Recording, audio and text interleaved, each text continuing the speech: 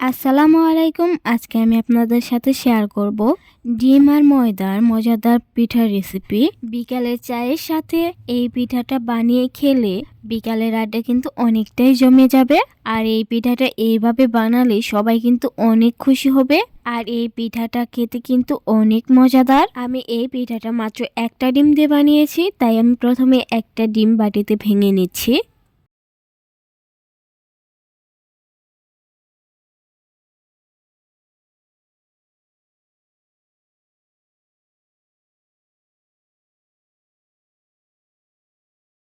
ডিমটা ভেঙে নিয়ে দিয়ে দিচ্ছি এই বাটির এক বাটি চিনি, সামান্য একটু পরিমাণে লবণ। ডিমের গন্ধ দূর করার জন্য দিয়ে দিচ্ছি ভ্যানিলা। আমি এখানে ভ্যানিলা নিয়েছি 1 চামচ। এবার আমি হ্যান্ড হুইস্ক দিয়ে ডিমের সাথে চিনি মিক্স করে নিব।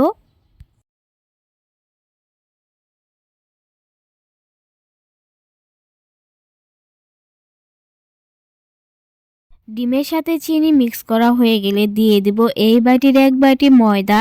আর এই ময়দাগুলো কিন্তু আমি আগে থেকে চালনি দিয়ে চেলে রেখেছিলাম। অবশ্যই ময়দাগুলো আগে থেকে চালনি দিয়ে চেলে রাখতে হবে। দিয়ে দিচ্ছি এই চামচের 1 চামচ বেকিং পাউডার। বেকিং পাউডার কিন্তু এইখানে ব্যবহার করতে হবে, নয়তো পিঠাগুলো ফুলবে না। এবার আমি হ্যান্ড হুইস্ক দিয়ে ডিমের সাথে ময়দাগুলো মিক্স করে নিতেছি।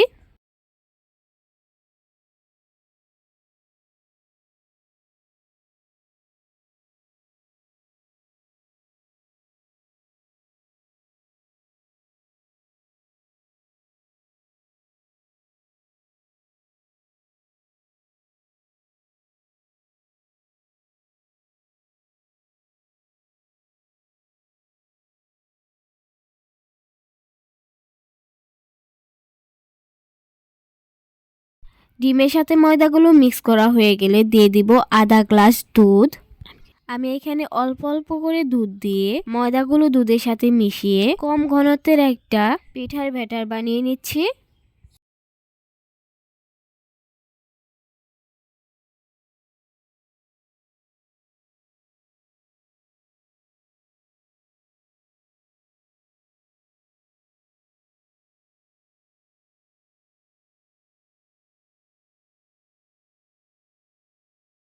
পিঠার ব্যাটারটা বানানো হয়ে গেলে আমি গরম তেলে ভেজে নিচ্ছি। আমি কিন্তু এই পিঠাটা বিভিন্ন শেপে বানাবো। আমি এখন এই পিঠাটা লম্বা আকৃতির বানিয়ে নিচ্ছি। আপনারা কিন্তু আপনাদের ইচ্ছা মতো পিঠাগুলো বানিয়ে নিতে পারেন। আমি এই পিঠাগুলো হালকা গোল্ডেন কালার করে ভেজে নিচ্ছি।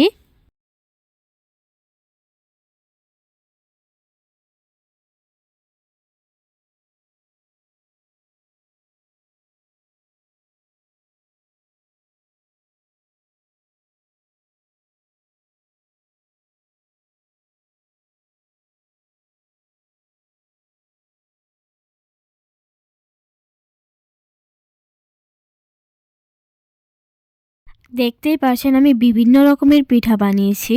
আপনারা চাইলেও কিন্তু এইভাবে পিঠা বানিয়ে নিতে পারেন। আমার এইখান থেকে সবচেয়ে লাভ আকৃতির পিঠা কিন্তু ভালো লেগেছে। এই পিঠাটা কিন্তু আপনারা মেহমান আসলেও বানাতে পারেন। আল্লাহ হাফেজ।